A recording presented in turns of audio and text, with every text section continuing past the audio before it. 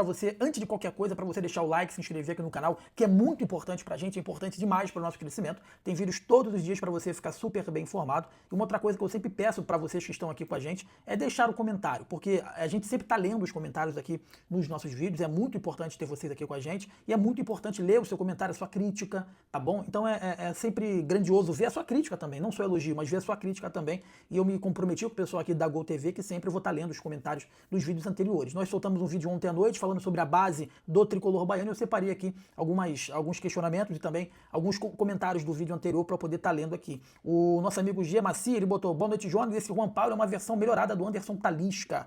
O Rogério Ceni vai queimar ele também, né? O Mr. Saulo bota aqui, ó: Jonas pensa igual a você sobre usar mais a base, né? Ele fala assim: só falta o clube pensar dessa maneira também. Tem aqui uma mensagem, né, que eu tinha aqui até separado, era uma mensagem um pouco mais crítica. Eu não sei se eu vou achar agora aqui essa mensagem.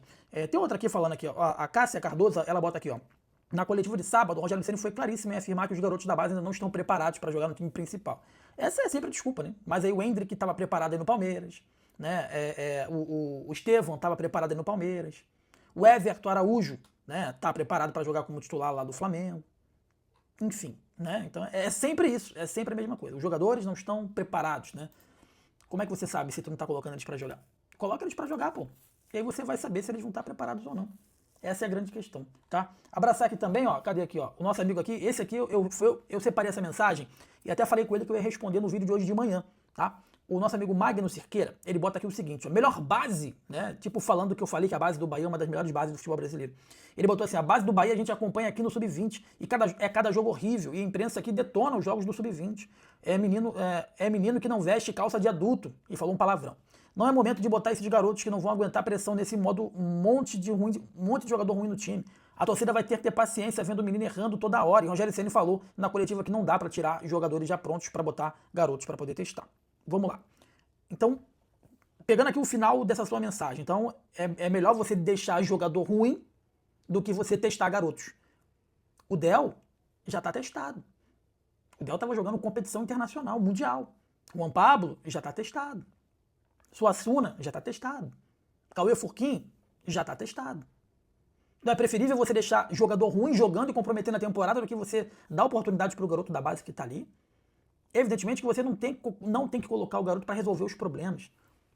Mas o garoto está ali, cara, para jogar. Eu prefiro dar oportunidade para um cachorro magro, que eu costumo falar, que quer mudar a vida, do que ficar mantendo o cara ruim ali que está prejudicando e está pegando dinheiro do clube. Essa é a grande questão. Sabe? E quando você fala aqui, Magno, de que todo mundo sabe, o Sub-20 é muito ruim, não tá ganhando nada, eu penso na base de uma forma diferente. Eu não avalio a base, Magno. Eu não avalio a base, vamos dizer, pelo título que tá ganhando no Sub-20. Eu avalio a base individualmente, cada peça, cada jogador. Né? O Del individualmente é um baita jogador. O Juan Pablo individualmente é um baita jogador. Sabe? O Estevão individualmente, o Hendrick individualmente, o Vinícius Júnior era uma base que praticamente não conquistou nada no Flamengo. Baita jogador. A seleção brasileira tem um lateral direito agora, que é o Wesley, que estava aqui no Flamengo, onde essa base não conquistou nada também, lateral direito da seleção.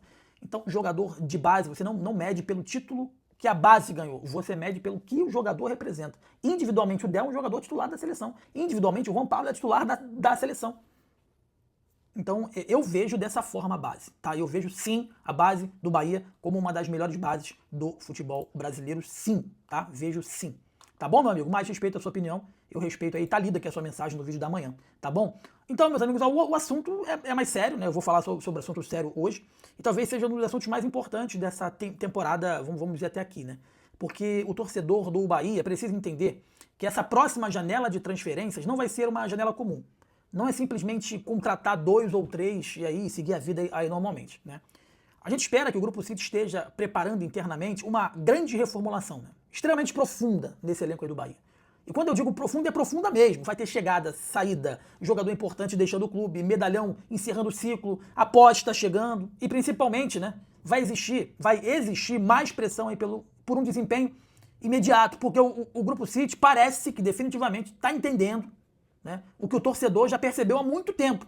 O Bahia precisa subir de patamar. O Bahia precisa subir de patamar de verdade. Não basta apenas permanecer competitivo. Não basta só brigar na parte de cima ali da tabela. O Bahia hoje precisa começar a pensar como um clube grande de elite no futebol brasileiro, porra. E para isso acontecer, algumas mudanças têm que ser e são inevitáveis. O elenco atual já mostrou pouquíssima qualidade nessa temporada, né? E deixou muito claro que existem inúmeras carências importantíssimas. Carências muito importantes, porque esse Bahia ainda ele oscila demais. Esse Bahia perde intensidade em todos os jogos. Parece que todas as equipes estão melhores fisicamente e tecnicamente do que esse Bahia. Ainda depende demais de alguns jogadores e principalmente ainda falta profundidade em posições aí que eu considero decisivas. E aí que entra a importância da janela de transferência, porque essa talvez seja a primeira grande janela, né, onde o Grupo City vai ter que mexer pesado, pensando não somente no presente, mas pensando no futuro, porque o Bahia está despencando na tabela. E o primeiro nome que já começa, né, a empolgar foi a chegada do Alejo Velis. O Bahia estava precisando de um atacante como esse e, sinceramente, a chegada dele pode mudar aí completamente o sistema ofensivo. Aparentemente, ele parece ser um jogador mais confiável do que é o Everaldo, mais confiável do que o próprio William José, jovem, um jogador jovem. E para quem não conhece ainda o Alejo Velis, o jogador é aquele centroavante moderno, forte fisicamente, agressivo, intenso, que ataca espaço o tempo inteiro, sabe fazer gol. Não é um atacante parado, como muitos acham, que é um 9. Não, ele é um 9, mas um 9 que se movimenta bastante. É um jogador que a todo instante está incomodando o zagueiro, ele briga, pressiona, ataca a profundidade, tem presença de área e principalmente tem fome de gol, porque esse Bahia parece que tem, né, alergia a gol. Essa é a pura realidade. O Bahia precisava disso. Porque em vários momentos dessa temporada, meus amigos do time, teve posse de bola, construiu jogadas, controlou partida, mas faltava a tal da agressividade dentro da área. Perde gol demais. Faltava um atacante que impusesse respeito à zaga adversária. E o Alejo Velis chega exatamente com essa característica, vamos dizer assim. Além disso, existe uma questão importantíssima: idade e potencial de valorização. O Grupo City, ele está pensando muito nisso. Eu tenho conversado, com pessoas que trabalham, né, no Grupo City. Aliás, a minha grande fonte é do Grupo City, né? E o Grupo City não está pensando em apenas contratar. Eles querem jogadores jovens, né, mas jogadores competitivos, que possam evoluir dentro desse projeto. É por isso que eles trazem jogadores como o Roman Gomes. Mas a grande questão é que o treinador que eles têm ali é um treinador que não sabe trabalhar com o jovem. É um grupo que quer revelar jogadores, é um grupo que quer formar um elenco jovem e forte com um treinador que não sabe trabalhar com o jovem. O Alejo é jovem. E ele se encaixa perfeitamente no que pensa o Grupo City: rejuvenescer o elenco. O torcedor do Bahia, ele pode estar vendo aí o início de um novo protagonista dentro do elenco, porque esse jogador é muito bom de bola. E vou além, tá? A chegada dele também aumenta aí a concorrência interna ou não, porque para mim ele já chega tomando a titularidade do William José e também do Everaldo. E o elenco forte, cara, ele se constrói assim, né? Ele se constrói com concorrência interna. É assim que você vai fazendo com que seu elenco cresça cada vez mais. Agora, se de um lado chegam jogadores importantes, ou vão chegar mais jogadores importantes, do outro também precisamos ter algumas despedidas, e algumas delas podem mexer com o torcedor. Uma situação que começa a gerar preocupação é do Everton Ribeiro. E aqui precisa existir muito respeito para poder falar do Everton, porque independentemente das críticas ou momento ruim, ele é um jogador gigantesco na história recente do futebol brasileiro. É um atleta extremamente vencedor, experiente, inteligente, diferenciado tecnicamente. Só que o tempo passa, né, cara? E o futebol exige intensidade física cada vez maior. E a grande questão é que, como ele não tem uma peça de reposição, ele fica totalmente exposto, ele fica totalmente sobrecarregado. O contrato do Everton Ribeiro vai se aproximando do fim, agora em dezembro. Ainda não tem conversas, né, para essa renovação, né? É uma incerteza. Sinceramente, o Bahia vive um momento que precisa tomar decisões frias, né? Não dá mais para ficar pensando pelo nome. O clube precisa pensar em rendimento, intensidade, continuidade e projeto esportivo. Será que o Everton Ribeiro vai continuar? Será que ele quer continuar? Será que vai ter renovação por mais um ano? Será que o Bahia vai buscar um substituto mais jovem? Ou mantém o Everton Ribeiro e traz um cara para revezar com o Everton Ribeiro, que eu acho que era o mais adequado? Essas perguntas, elas estão começando a rondar os bastidores aí do Bahia. E dependendo da decisão, essa pode ser uma das cenas mais simbólicas dessa temporada, caso ela aconteça. Porque o Everton Ribeiro, ele representa muito além de uma liderança do vestiário.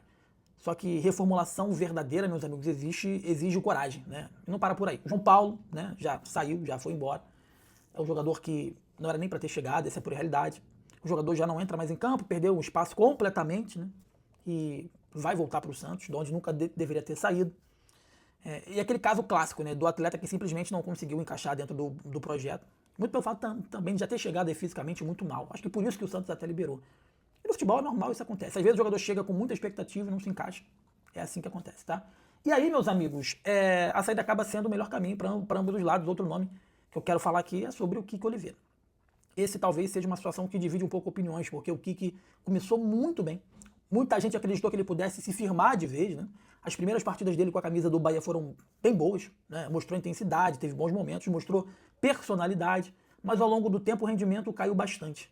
E como existe questão contratual envolvendo o empréstimo, a tendência hoje, tá? Sem informação, a tendência hoje é que o Bahia não faça esforço pela permanência dele, né? Não compre ele em definitivo, porque é um jogador relativamente caro. Só para você ter uma ideia, foi a maior contratação da temporada passada na equipe do Grêmio. Isso mostra que o clube vai ficando cada vez mais criterioso, né? Aparentemente, o Grupo City vai tentar um time mais competitivo no segundo semestre, né? Vai tentar buscar mais regularidade e vai querer ter um jogador que tenha um alto nível constante. A tendência é que a janela, que não é a janela principal do Bahia, mas a janela do segundo semestre seja uma janela mais forte, porque chega de lampejo. Não basta lampejo. E é exatamente aí que o Bahia precisa começar a mudar a sua mentalidade como clube, né? O torcedor precisa entender também. O Bahia não está mais montando elenco para sobreviver, pô. Um monte de influenciador fica passando pano. O Bahia não está montando elenco mais para sobreviver. Está montando elenco para competir. Competir em alto nível. E isso exige mudanças pesadas. Alguns jogadores vão sair porque não entregam, pô. Outros porque o ciclo acabou. Outros porque financeiramente não faz sentido tu ter um jogador caro que não entrega.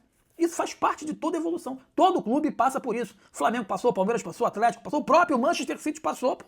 Reformulação é dolorosa, mas ela é extremamente necessária e, sinceramente, meus amigos, e sinceramente talvez seja a maior reformulação dos últimos anos, tá? Pode ser a maior reformulação dos últimos anos, desde quando o Grupo City chegou aí no Bahia, porque agora existe esse investimento, que deve ser mais pesado, existe mais cobrança aí do torcedor, né? O torcedor está cobrando e tá em cima do Grupo City. O Grupo City tem ambições internacionais, existe um projeto de Libertadores constante, que está ameaçado esse ano, né? O Bahia não quer mais participar, o Grupo City não quer mais participar, ele quer disputar. Isso, de alguma forma, muda completamente a régua que o clube tem. Inclusive, uma das coisas que mais me chama a atenção como o Bahia começa a olhar, né, para a juventude e intensidade, o futebol moderno exige isso. Time que corre, time agressivo, time vertical, time físico. E a próxima janela pode mostrar exatamente que essa nova identidade do clube, mais jovens, mais intensidade, mais velocidade, mais produtividade. Isso, inevitavelmente, vai aumentar também a pressão sobre o técnico Rogério Ceni. Que a pressão dele, eu acho que sempre foi muito baixa e agora a pressão está muito alta e ele não está entendendo nada. Porque com um elenco mais forte, a torcida vai querer resultado. A cobrança aumenta, a torcida vai querer protagonismo, a torcida vai querer evolução. E o próprio Grupo City sabe que não dá mais para aceitar temporadas mornas, como as últimas 2 ou 3. O Bahia tem estrutura de elite, cara. Tem investimento de elite, tem CT de elite, tem gestão internacional. Agora precisa ter desempenho proporcional a tudo isso. E a próxima janela seja esse divisor de águas dessa transformação. Porque, dependendo das escolhas feitas agora, o Bahia pode acelerar o processo de crescimento absurdamente. Mas também existe outro ponto importante. O torcedor precisa ter um pouco de paciência com as mudanças. A gente está pedindo mudança, reformulação. E reformulação dói. Dói na carne, porque reformular, né, e fazer as coisas acontecerem não é do dia para a noite. Às vezes um jogador demora a encaixar, às vezes o time oscila, às vezes o treinador precisa ajustar algumas peças, enfim, faz parte. Só que existe uma diferença enorme, né? Agora o Bahia ele tem um projeto, pelo menos a gente espera que tenha um projeto, né? Porque projeto é diferente de planejamento. Planejamento foi uma merda, mas o projeto tá aí. Isso muda tudo, tá, meus amigos? O torcedor, hoje ele tá olhando pro clube e olhando o futuro.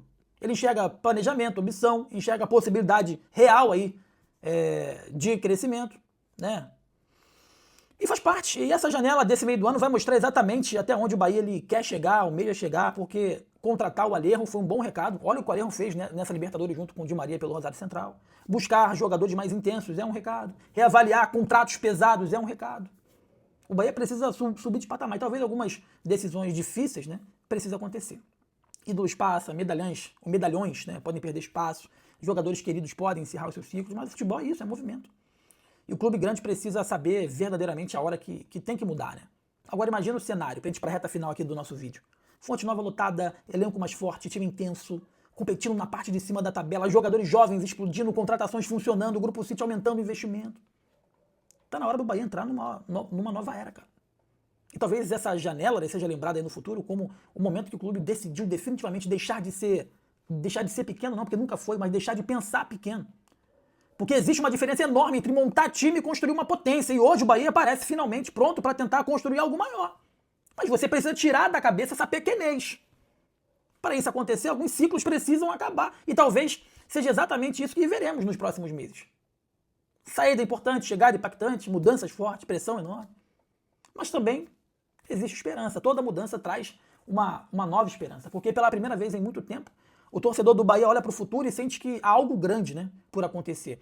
E, meus amigos, eu vou falar uma coisa aqui que parece que é duro, né? Mas é a pura realidade.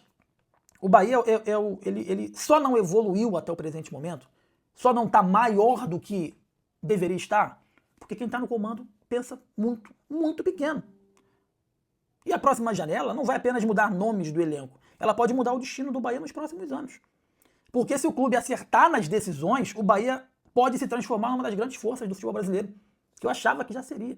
E aí, meu amigo, o Bahia se transformando nessa potência, quando esse gigante acorda aí de vez, né, vai ter muita gente aí no Brasil inteiro sem conseguir acreditar no tamanho que o esquadrão pode alcançar. Rapaziada, a próxima janela está chegando e ela pode marcar aí sim o início de uma era, vamos dizer, mais ambiciosa, né, a era mais ambiciosa da história do tricolor baiano. A expectativa é de reforços.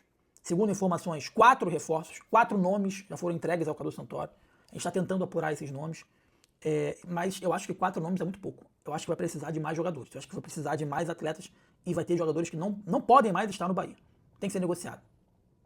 O Ademir já foi, o Everaldo tem que ser devolvido, o William José tem que ser negociado. E aí você faz uma reformulação mais profunda. Infelizmente, por conta de um planejamento ruim, o Bahia vai ter que trocar o pneu com o carro andando. Tá bom? Deixa o like aqui na Globo, inscreva-se que é importante demais pra gente, é muito importante pro nosso crescimento, vídeos todos os dias aqui no canal, pra você ficar super bem informado, tá bom? Eu sou o Jonathan Stem, esse é o canal Gol TV, saudações, tamo junto, valeu!